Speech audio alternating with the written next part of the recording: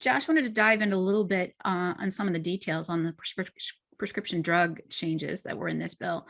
As you noted earlier, one of the benefits in the Inflation Reduction Act allows Medicare to negotiate prices for certain drugs that are covered by Medicare. Should senior citizens who are on Medicare right now expect to see a change in their out-of-pocket expenses on prescription drugs this year? Um, this year, no, but in the next few years, there are going to be some major changes. That Medicare Part D redesign I talked about Mhm. is going to be much more consequential over the short to medium term for seniors than the Mhm. Medicare drug price negotiation.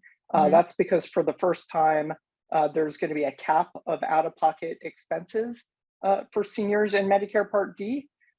This might surprise people who aren't on Medicare, because normally we think of insurance as, the first thing insurance should do is prevent these huge catastrophic expenses.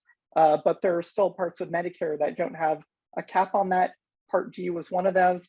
And so this legislation is going to cap out of pocket expenses every year on prescription drugs, which will be a very big benefit to those people in any given year that have to spend a lot of money on their prescription drugs. Then over time, the negotiation, which will lower the price of drugs, the highest price drugs will be targeted first. That will begin to have a pretty big impact as well. Mhm. So this is a big deal in the provision that allows Medicare to negotiate certain prescription drug prices. I mean, that's a huge game changer in the world of healthcare. I mean, it's something that's been discussed and debated for a really, really, really long time.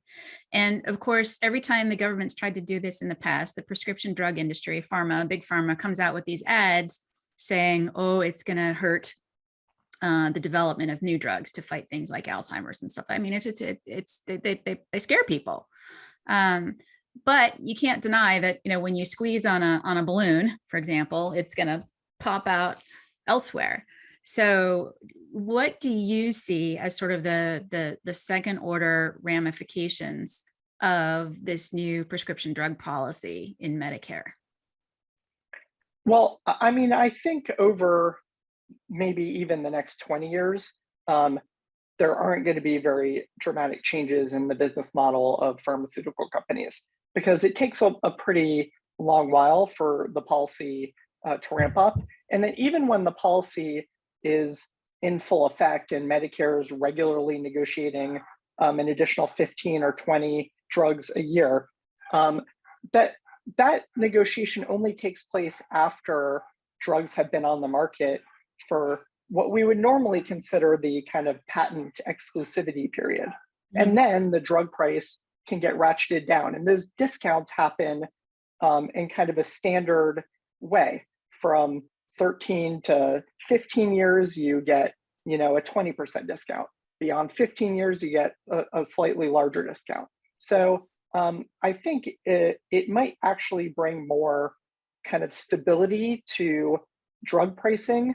And I think pharmaceutical companies who aren't going to want to leave the business because it's a profitable business Mhm. are going to figure out ways in their product development to still make um, profit.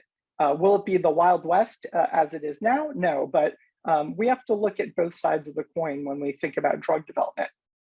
Drugs are no good for Americans if they can't afford them or if the government has to stop paying for them. So what we've done is given seniors this prescription drug benefit. We've now made the prescription drug benefit more generous.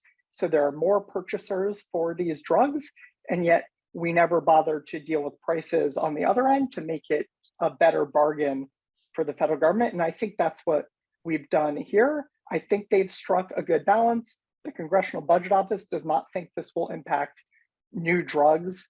I think they said something like 10 less new drugs out of 1,300 over the next 20 years. That is not a dramatic change. I also think if it turns out that this destroys drug research and the drug market in the United States, politicians will have no problem giving money back to pharma to kind of stimulate the research and development Mhm. again.